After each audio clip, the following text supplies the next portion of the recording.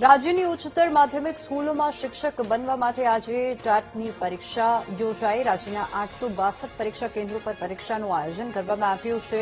અમદાવાદ સહિત 6 જિલ્લાઓમાં પરીક્ષાનું આયોજન કરવામાં આવ્યું છે અને સમગ્ર રાજ્યમાં 1.65 લાખ ઉમેદવારો પરીક્ષા આપશે। અમદાવાદમાં 166 કેન્દ્રો પર 31,170 ઉમેદવારો પરીક્ષા આપશે અને પરીક્ષા આપનારા ઉમેદવારોએ ઠાલવ્યો છે રોષ, કારણ કે પરીક્ષા લેવાયા પછી ભરતી નથી થતી। ઉમેદવારોએ જણાવ્યું છે ભરતી ન થતા પરીક્ષા પાસ કરનારા અનેક ઉમેદવારે વય વટાવી દીધી છે। જો કે ઉંમરના કારણે પરીક્ષા પાસ કરનારા ઉમેદવાર ઘરે બેઠા છે।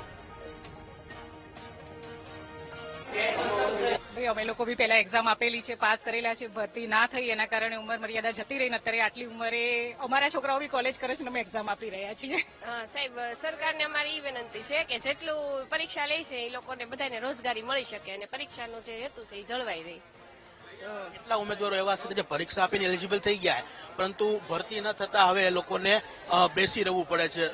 ઘણા બધા વિદ્યાર્થીઓ છે જે પોતાની વય મર્યાદા વટાવી દે છે અને જેના કારણે તેને શું કહેવાય કે રોજગારી નથી મળી શકતી। તૈયારીઓ તો સાહેબ ક્યારથી ચાલુ જ હતી પણ પરીક્ષા આવતી નથી બરાબર। લગભગ 2-3 વર્ષે પરીક્ષા આવી છે તો આ પરીક્ષા પૂરી થાય અને પછી જો નેક્સ્ટ એક્ઝામ ક્લિયર થઈ જાય અને પછી જો ભરતી કરી દે સરકાર તો બધા ઉમેદવારોને પોતાનું કેરિયર બનાવવામાં સારું રહેશે।